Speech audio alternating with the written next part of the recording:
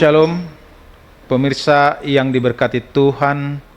Bertemu kembali dalam seri pelajaran Sekolah Sabat. Sebelum kita lanjutkan pembahasan kita, saya mengundang kita berdoa terlebih dahulu. Bapa di surga, di sore hari ini Tuhan izinkan kami boleh datang di hadapan Tuhan melalui pembelajaran Sekolah Sabat. Biarlah Roh Kudus-Mu mengurapi kami masing-masing agar setiap firman yang kami baca, kami dengarkan, dapat menjadi pegangan dalam hidup kami menjalani hari-hari kami.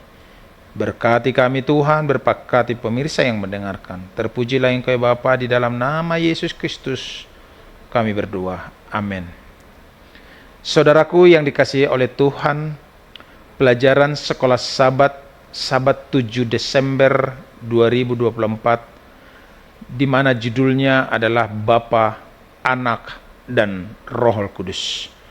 Saudaraku, untuk mengetahui pelajaran satu minggu ini secara khusus sore hari ini, bacalah untuk pelajaran pekan ini Yohanes 14 ayat 10 dan 24, Kejadian 3 ayat 7 dan 9 sampai 9, Yohanes 16 ayat 27 dan 28, Yohanes 16 ayat 7 sampai 11, Yohanes 17 ayat 1 sampai ayat yang ke-26.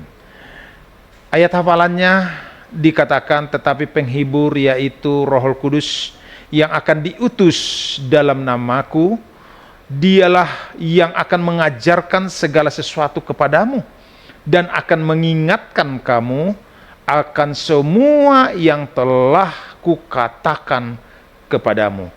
Dapat kita baca dalam Yohanes 14 ayat 26. Injil Yohanes adalah tema mosaik. Yohanes menulis tanda-tanda atau mujizat-mujizat untuk menunjukkan bahwa Yesus adalah Mesias yang dijanjikan oleh para nabi. Yohanes menggunakan serangkaian saksi untuk menyatakan Yesus sebagai Kristus atau yang diurapi, bahkan dikatakan Mesias. Ia juga menggunakan pernyataan akulah untuk menunjukkan keilahiannya. Ketika anggota kealahan disebutkan dalam Yohanes 1, seperti dalam Yohanes 1 ayat 1 sampai 4, 14, 18, 32 sampai 34, selama berabad-abad manusia telah berusaha sepenuhnya untuk memahami sifat kealahan. Tetapi karena kita tidak bisa memahaminya, banyak yang menolak gagasan tersebut. Betapa bodohnya menolak sesuatu hanya karena kita tidak dapat sepenuhnya memahami hal tersebut, atau menolak karena hal itu tidak sesuai dengan batas-batas penalaran manusia. Saudaraku, Yohanes mengatakan bahwa jika engkau memahami Allah, engkau harus melihat Yesus dan apa yang telah dinyatakan dalam firman. Pendekatan ini membuka kepada kita sebuah pemahaman baru tentang hubungan-hubungan di antara ketiga anggota kealahan, hubungan antara anggota kealahan dengan manusia, dan hubungan antara manusia itu sendiri. Mari kita pelajari pelajaran pekan ini untuk melihat bagaimana Injil Yohanes menampilkan Bapa, Anak, dan Roh Kudus dalam konteks percakapan perpisahan. Yohanes 13 sampai 17. Pelajarilah pelajaran pekan ini untuk mempersiapkan pada Sabat 14 Desember.